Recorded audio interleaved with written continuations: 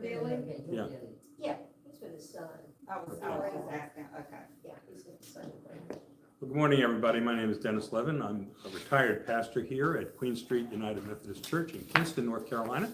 Welcome to our weekly Bible study. We're going to be going through some of the 10 Commandments, and if you want to know the prior 10 Commandments, then go ahead and log on to our website and check us out on YouTube. But right now we're going down, we got up to you shouldn't murder people, okay, which is generally a good idea. There's the next one is you shall not commit adultery. All right, and that's verse 14 of chapter 20 in Exodus.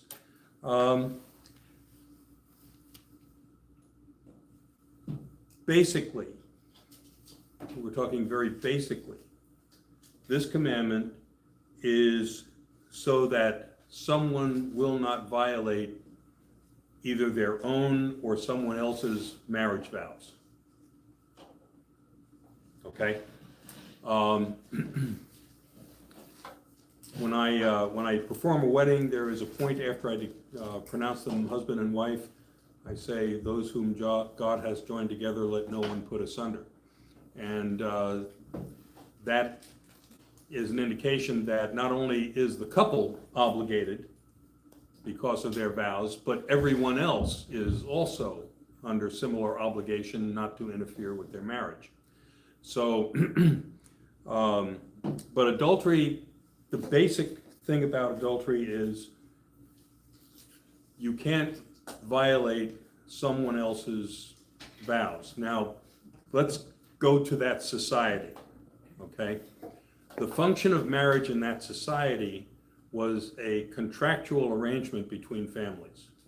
It had nothing to do with love, okay? So a woman was always under the purview and control of the eldest male in the family. And she did not have a choice about who she was going to marry. All that was contracted on her behalf by either her parents or elder brother or some senior male in the family. Okay, generally speaking, the mothers did the negotiating and the guys sealed the deal.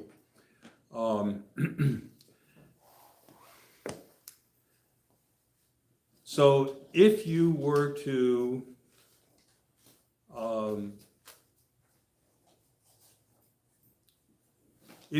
have sex with someone prior to the contractual arrangement, you were interfering with the male's ability to contract with another family.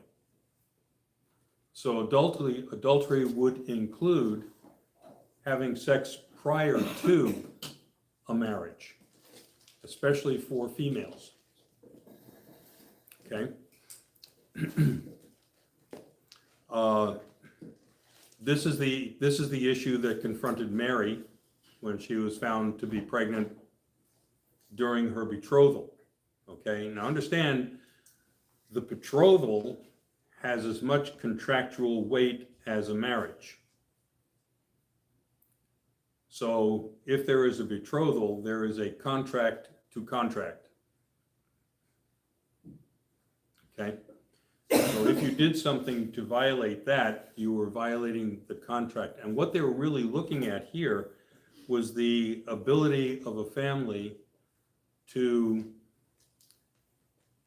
make contracts, and you're also interfering with the married couple's ability to uphold the contract. Okay? Now, that's what they're talking about here when you talk about thou shalt not commit adultery. Okay? Now, the problem with basic laws is that they're subject to interpretation. Okay? And this is one of the things that happens in our own government. There is maybe a law on the books that's very brief, but then the regulators get a hold of it and say, well, they meant this and this and this and this. and all of a sudden from the interstate commerce clause in the Constitution, you get all kinds of unfunded liabilities on school districts and things like that. So there's a migration that happens, okay? So let's see how this thing has migrated into other legal standings in the Old Testament and then in the New. In the Old Testament, this understanding of adultery had to do not only with a violation because of an extramarital affair, it also migrated into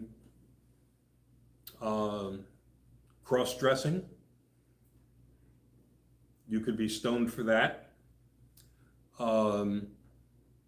Illicit same-sex, you could be stoned for that.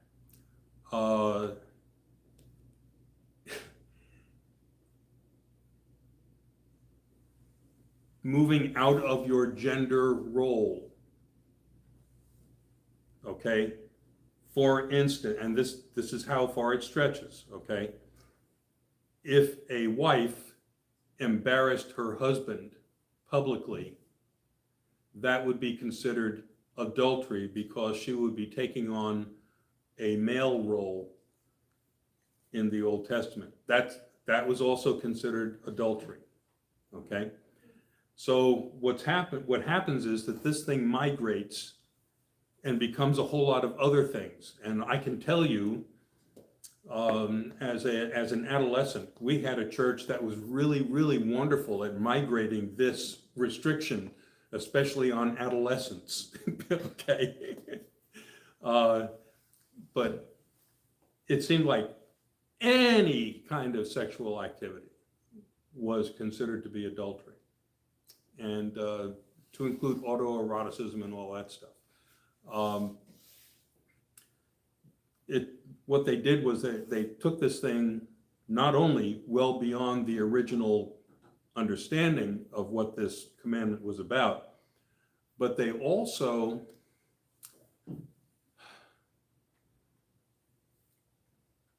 started fabricating other rules out of it, using this as a basis for it, okay?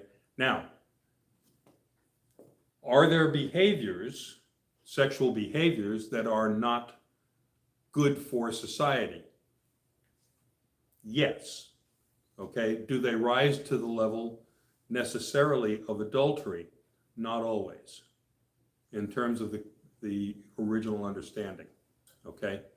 That doesn't mean there shouldn't be laws about them, but using this as a precedent for that is a stretch. Okay? I want to ask a question. Yeah. You said if a wife embarrassed her husband, Yes. that was considered adultery. Yes. What if the husband embarrassed the wife? Well, that was his job. No, see, this is one of the problems. There are only certain restrictions that seem to be applied mostly to the women and not so much to the men.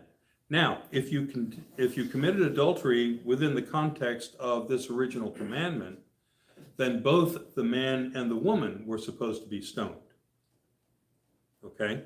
Yeah, that's what it says. Right. But typically, the way societies operate, generally speaking, they held the women to a higher account than they did the men. Like, for instance, when we see that there are laws against prostitution, those are not generally enforced against the men. Okay? And I think they should be.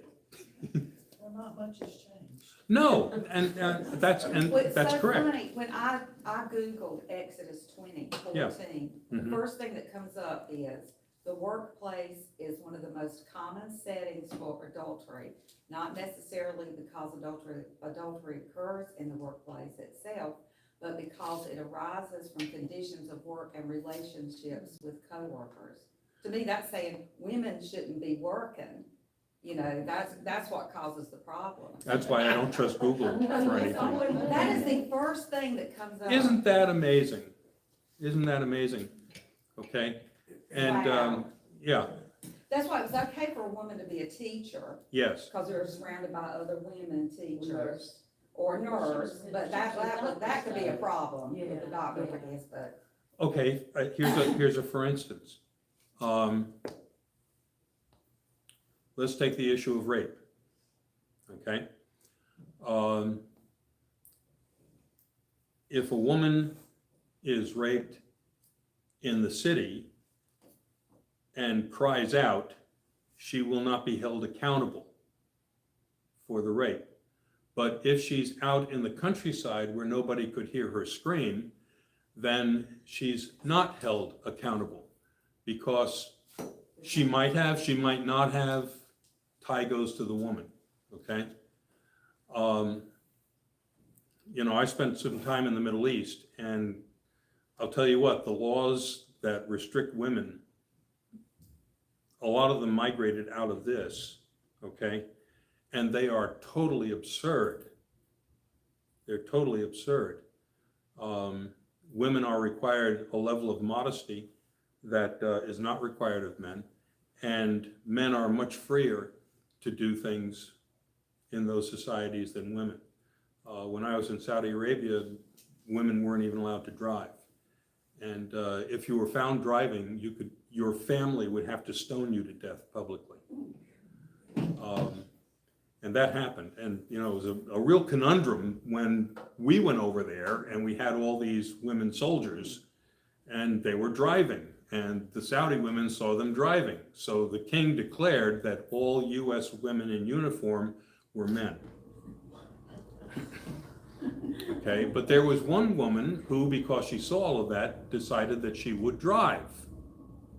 Okay, and there was an outcry because she was arrested. And then after Desert Storm was over and the troops left, her family stoned her to death. So that's, you know, but see, that's the same concept as a woman acting outside of her role. So you can see how hard it would be in a society like this for any woman to advance, you know, based on merit, intelligence, work ethic, anything else, you know. Yeah, I have a real good, intelligent woman friend who, I mean, the whole, I mean, she grew up as a Methodist, grew up in the church, but she's so disillusioned over the years because women are so not part of the Bible, and. Oh, they are. Well, she sees it's just like a total man thing, you know, the whole. Yeah, of course, it's an Old Testament society. It's patriarchal altogether. Now, there are instances, interesting variations on this. You had a battle that took place, I think it was during Joshua's time, during the time of the judges. And the king who was fighting against the Hebrews lost the battle and escaped. And when he escaped, he went to a Hebrew woman's tent. Now, the tribe that she came from did not engage in the battle, okay? But he went to her tent for refuge and more, okay? There is every implication that she slept with this guy in order to get his confidence, and then while he was asleep, she drove a tent peg through his head. And she was considered to be a heroine. Okay? There are, you know, there are all kinds of variations on this thing. So just, you know, understand that this is a different society. When you get into the Old Testament, this is a very different society than the one in which we live. Now, are some of the principles about some of the spin-off laws good or bad for society in general? I think they probably are, okay? that society was much less concerned with an unattached woman going into prostitution than it was with a married woman going into prostitution. Okay? The laws that restricted prostitution in the Old Testament didn't have to do with prostitution in general. They had to do with prostitution as part of the pagan worship ceremonies. So temple priestesses, there's a prohibition against them. Okay, but in terms of society in general, the Bible really doesn't say a whole lot about that. And I know it's a deficiency that a lot of us would like to see plussed up, but you know, it's either there or it's not. And so really what they were more interested in was the context for the prostitution than they were about prostitution itself. Jesus said, when he was asked about divorce, he said, well, God never intended you to be divorced, but if you find some honey and you divorce your wife and marry your honey, then that is a sin, okay? And if your ex is forced into prostitution as a result of that, that's on you. That is not her sin, that's your sin. Okay?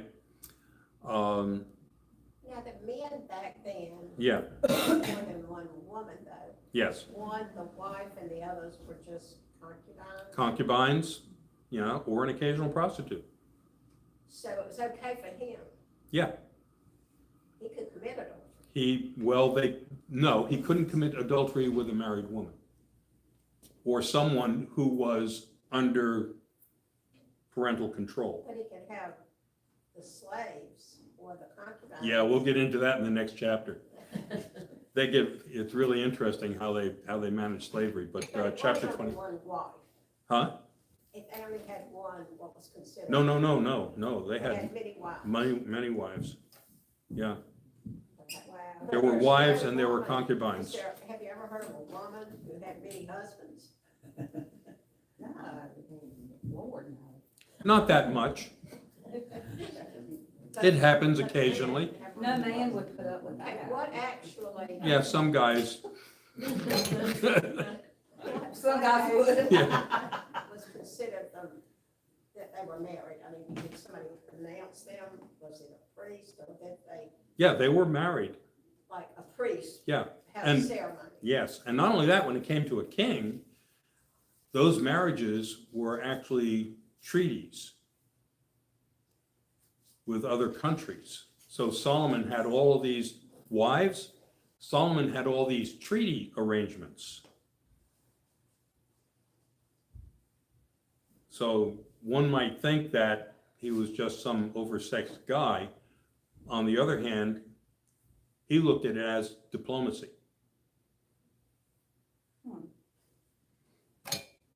Okay, and that's what you get when you get monarchs. Okay,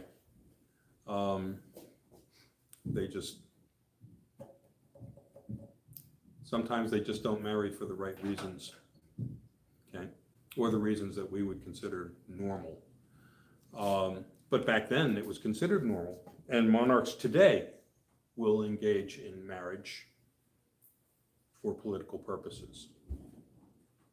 Okay, which is one of the reasons why you don't see as much restriction placed on the men as you do on the women in terms of sexuality in the Bible.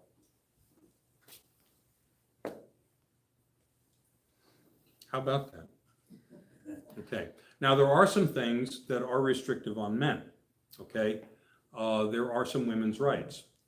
Women have an absolute right to have children. A husband cannot deny his wife having children. Okay, that is grounds for divorce.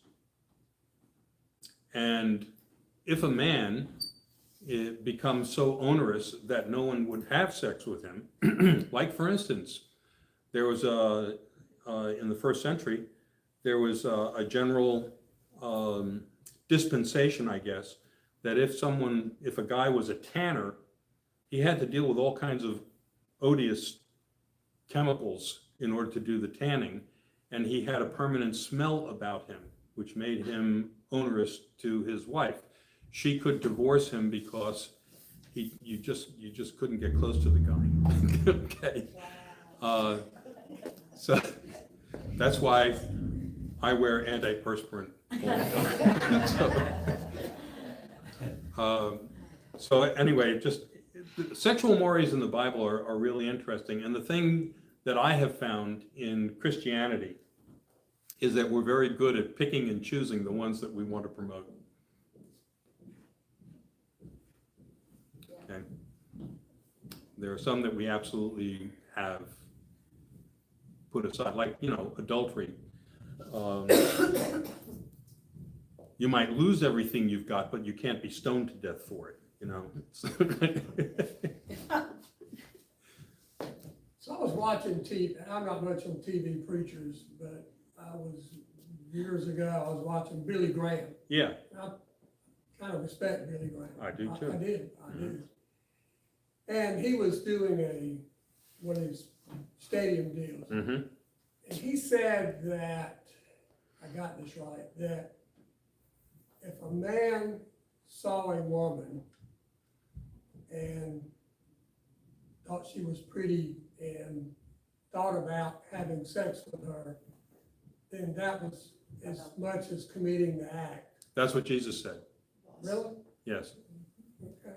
Well, but there was that Jimmy Carter had that issue. He had sex with women in his mind, heart. in his heart.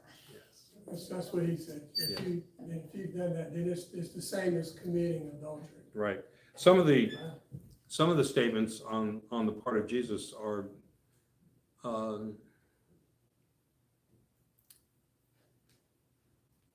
very, very high standards. Okay, what Jesus was trying to get across was it's not enough not to do bad things. Okay, it's important that you have that your whole mindset be transformed. When you accept Christianity, your whole mindset should be transformed. And that's one of the reasons why we go down to communion all the time, because that's a really hard thing to do. Okay. Yeah, and it's really impossible to do. Yeah, really. Well, that's the thing. He set some standards that seemed to be impractical at their base. And that's one of the reasons why he lost a lot of his following, was that he set these kinds of standards, and people thought, it's like the rich young ruler, go sell everything you've got and, come follow me. It's like, he didn't say that to anybody else, what was going on. Well, that was his issue. That's what entrapped him, okay? Wow. If he was a rich young guy that had a generous spirit, I don't think Jesus would have talked to him about it. But that was one of the things that needed to be transformed in that guy, okay? And that's one of the things that I think is important for us to understand. Every one of us has original sin. And original sin is what I call a propensity, okay? But each one of us has different propensities. And I might really come crashing down on somebody else's propensities, hoping that no one will notice mine, okay? And that's what happens an awful lot. And that's what happens, especially with being in the business. I think that happens a lot with preachers and with other people who pontificate about other people's behaviors. So just be aware that we are all human and we all have propensities, and that doesn't mean that we fulfill them, but it means that, devil knows your weakness and devil knows mine. And that's. It just seems to me, I guess from a human standpoint, the act of thinking and then the act of carrying it out, there should be some kind of. There is an act of thinking in the commandments. We'll get to that, okay? You shall not steal. Now, when we think about theft, we think about just taking somebody's stuff, okay? But this also migrates as well. Stealing is not just me coming in and taking your stuff. it's also cheating you out of your stuff. So if I use deception or subterfuge in order to gain your property, then that is theft as well. Okay, and that's why we have laws against misrepresentation and advertising and, grifters and things like that. So it's not stealing is not limited to one method. Okay? It's not just shoplifting. It is anything that you do to gain access illegitimately to somebody else's property, that's theft. So what about those commandments that you might think about doing? For instance, cheating on your taxes. And you're sitting there and you're saying, well, I could probably get away with deducting this, although it's really not a deduction. So you're thinking about cheating or stealing from the government. Is that do the same thing as adultery? If you think about Not adultery, theft. Yeah, but I'm talking about. That's because theft from the If you think state. about doing adultery, then you did adultery. The state considers it theft even if you do everything right. If I'm sitting here and I'm looking at Tammy's cup, and Yeah. I'm thinking, I like that cup. Yes. Now, if she gets up and goes, Yeah. out of the room, I'm gonna go over there and get that cup. That's She's sitting theft. here. But but then if I say, but I shouldn't do that, is it just as guilty because I thought about it and planned how to do it, but then decided not to? Okay, we're getting into that. I think the whole thing is, even if you think about it and know that it's not right, I think that's part of the thing too. No, No? it kind of is, okay? It kind of is, but it's not. There should be a break off if you think about it. There has to be a line here somewhere. If you think about it.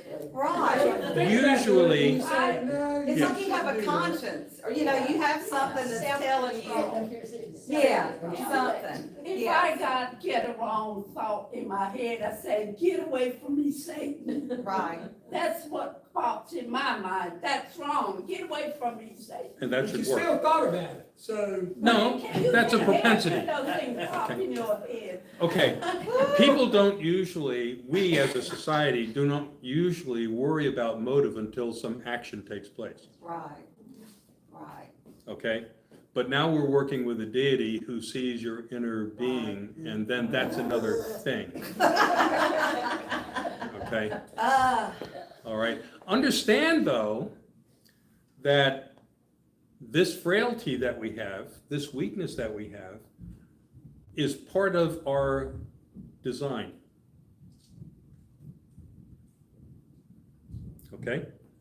It's part of our Right. design. He made us this way. Yes, God made us in his own image, okay, or in God's own image. It was really funny, we had a convocation of the elders, of the orders last week, and with the bishop and all. It was a really good event.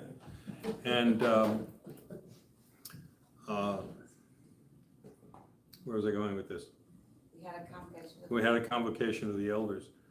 Talking about we're made in God's. Yeah, we are image. made in God's image. That's, we all are. And the idea was that we should be, whether or not we agree with somebody, we should be ministering to everyone, Right, okay?